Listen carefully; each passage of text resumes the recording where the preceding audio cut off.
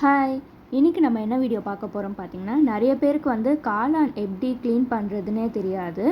நான் வந்து இன்னைக்கு காளான் எப்படி கிளீன் பண்ணுறேன்னு தான் சொல்லப் போறேன். அதுக்கு வந்து ஒரு கிண்ணத்துல வந்து தண்ணி எடுத்துக்கோங்க.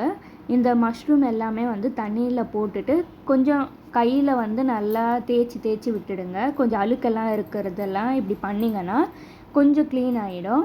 அதுக்கப்புறமா மேலே இருக்க தோல் கூட ஈஸியா எடுக்க வந்துடும். ஸோ உங்களுக்கு அந்த தோல் வந்துச்சுன்னா கூட நீங்கள் அப்படியே கையிலேயே எடுத்துடலாம். அப்போனா கொஞ்சம் சுத்தமாயிடும்.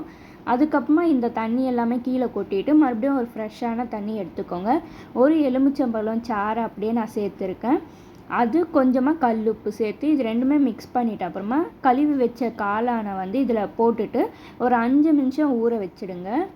அவ்வளோதாங்க. அப்புறமா மறுபடியும் எடுத்து நல்லா அந்த தண்ணியிலேருந்து எடுத்துட்டு நல்லா கையில் நல்லா தேய்ச்சி விட்டிங்கன்னா எல்லாமே அழுக்கு அந்த மாதிரியெல்லாம் இருக்கிறது எல்லாமே வெளியே வந்துடும். அவ்வளோதான். இதுக்கப்புறமா வந்து உங்களுக்கு என்ன மாதிரி மஷ்ரூமை வச்சு செய்யணுமோ அந்த மாதிரி டிஷ் எல்லாமே செஞ்சுக்கலாம்.